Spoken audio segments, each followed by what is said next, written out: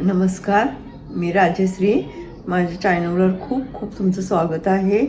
आणि मी तुम्हाला दररोज एक रेसिपी करून दाखवेन. तुम्हाला ती आवडेल. बघा कशी वाटते ते.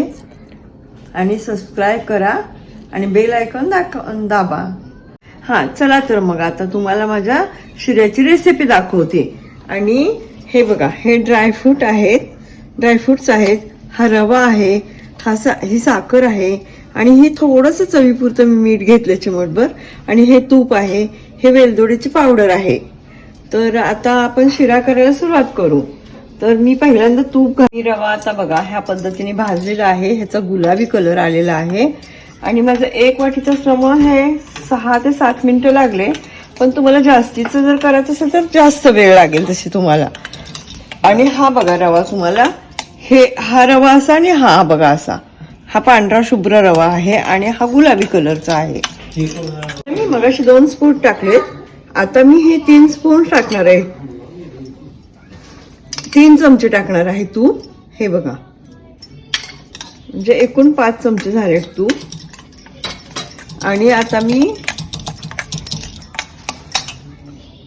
हे बघा, मी ड्रायफ्रूटची पावडर आणि ड्रायफ्रूट पण घेतलेले आहेत. पण माझ्या घरी हे कुणाला आवडत नाही, दाताखाली येतात म्हणून. तर मी पावडरच करून नेहमी टाकते. तर तुम्हाला जसं करायचं तसं करा.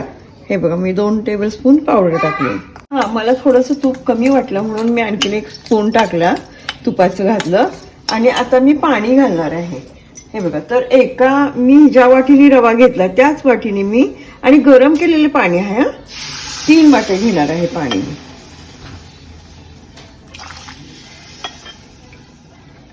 हे 3 वाटे पाणी घेणार आहे, कारण सैलसर शिरा होतो आणि मला सैलसर आवडतो शिरा.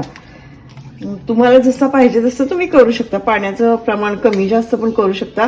हां, आणि एक विसरलं, चवीनुसार कुठल्याही गोड पदार्थाला थोडंसं 1 चिमूट मीठ टाकायचं. हे बघा, 1 चिमूट कुठल्याही गोड पदार्थाला मी वापरते आहे. आणि पाणी ओतलं ना की कंटिन्यू हलवायचं असं, कारण ह्याच्या गाठी होत नाहीत. हे बघा, आता अजिबात गाठ होत नाही. आणि मी आता काय करते, हा झाला पाणी ओतल्यानंतर कोरडा शिरा. तर आता मी ह्याच्यात साखर घालणार आहे. असं झाल्यावर साखर घालायची. मी ज्या वाटीने घेतलं होतं त्याच वाटीने साखर घालते. हे बघा, आता पण साखर घातल्यानंतर पण आपण कंटिन्यू हलवायचं. त्याच्या साखरेचे पण गोठळा होतात. हे पहा, किती छान शिरा सुरेख झालेला आहे. वाव. आणि 1 मिनिट, इलायची पावडर पण घालायची आहे आपल्याला. हां, आता मी इलायची पूड पण मी घालते 1 टेबलस्पून.